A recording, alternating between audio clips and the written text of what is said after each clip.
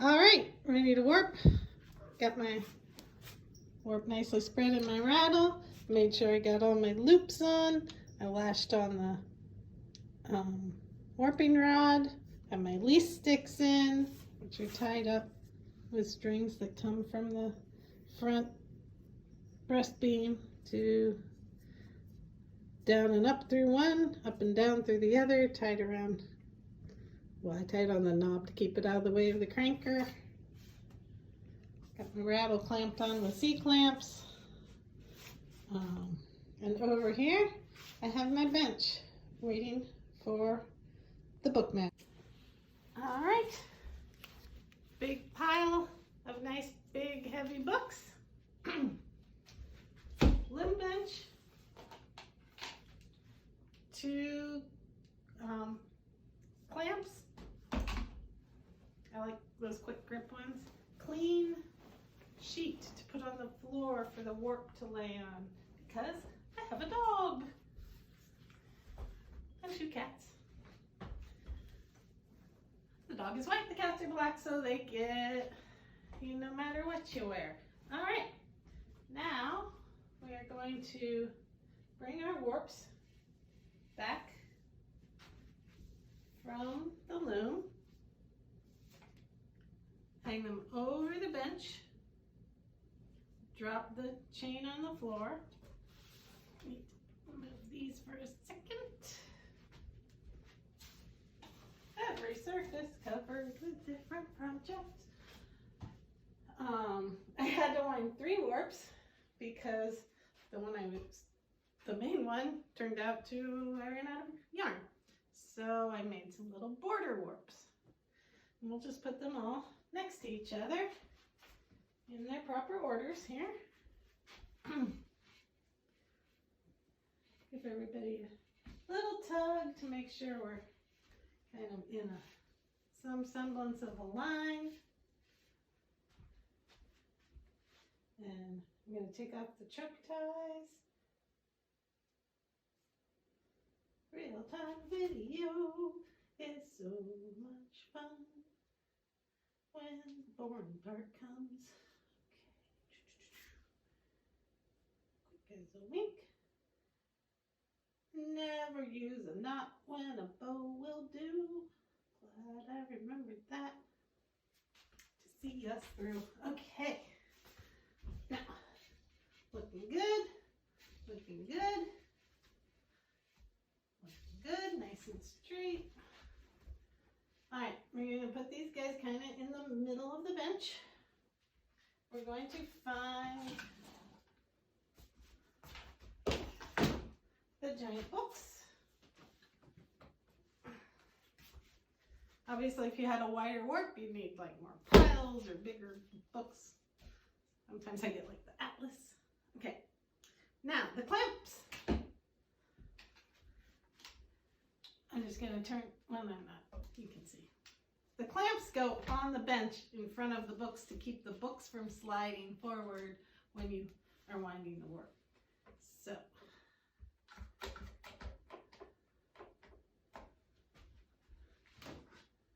one on each side. So Jane Stafford does this all on the floor. She pulls them way out and puts books on them, like way down a long stretch of her, giant weaving studio. And if you have a smaller studio, this works pretty well. So I have this much space. It's like 4 feet, because I'm 5'5". So you don't need a lot of space. The farther back you can get it, and the longer they have to go straight, the better. All right, now, I guess we're ready to start cranking.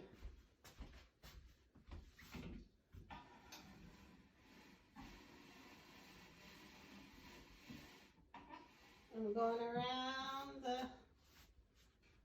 bar there, so grab my paper or cardboard,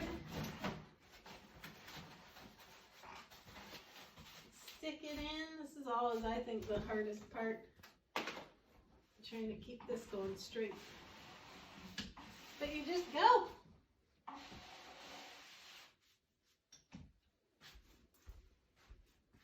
And then if things get stuck, give it a little pull. And if you need more warp coming through, you just pull your chains out a little bit there. Just keep an eye on everything.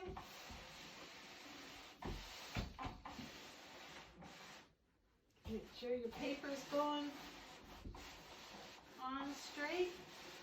Easy as pie.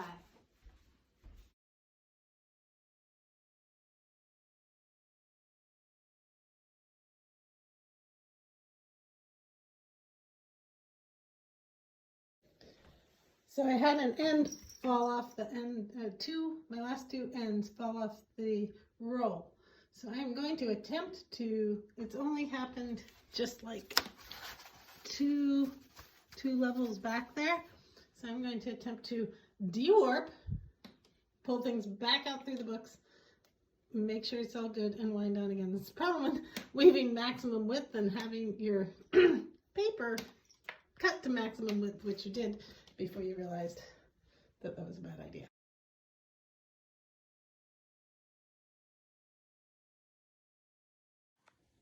Okay, I knew I should have done this before, but I was like, it'll be fine. It wasn't fine.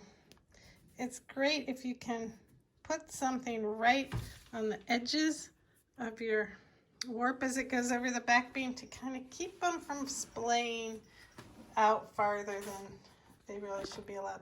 I have some rubber bands and some hem clips, and I'm going to devise something with those, and then I'll take a little video of that. So just right here in line with the edge of the paper, I loop the gum band through, and then just clip the loose bit with the hem clip.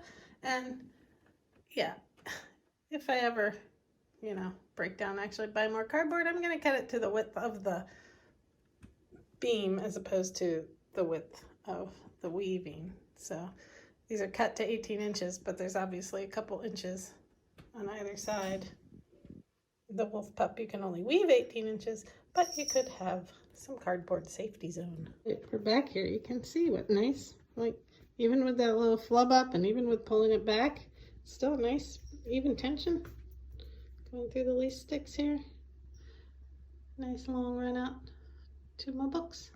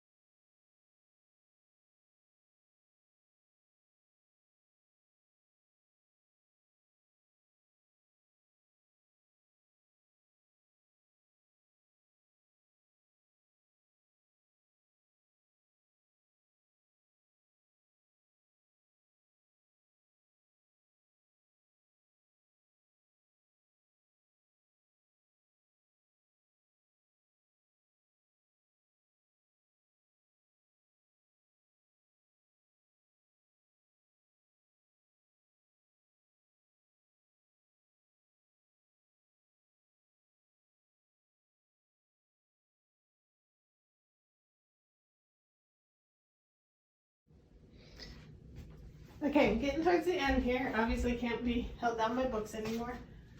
Deborah Chandler says, you don't need to weight it at all. Madeline Vanderhoot has a front to back system also, where you don't even weight it. You just wind on for a little bit, and then you come and give everything a nice even tightening across in sort of small bunches every couple winds.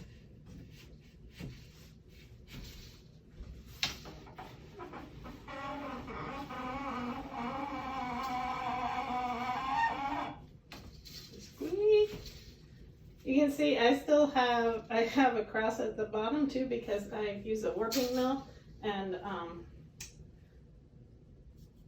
goodness knows there have been times when I've been glad to have a cross at the bottom because I totally screwed something up and had to just use the other end of the warp. So we are very nearly to the end. I have to take out these ties, and I mean, I'm almost really done winding on. It's about a nice length for threading, especially after I cut the little ends off. Okay, twice now I've failed to show cutting off the warp, cutting off the ends. They were up here, all nice, with their little ends on. And I always just cut off anything ugly. This one went on so smoothly, there weren't even any twists or anything, but I do have some knots where, ooh, focus, some knots from winding on where I had loops tied on to my warping mill, which, you know, you don't even need to make knots. You can just wrap it around a few times, then you would be able to go right to the very end and snip at the bend. But I figure this is not some precious hand spun, so I just tied knots, and that's it though. That's the whole waste from the warping. Not bad.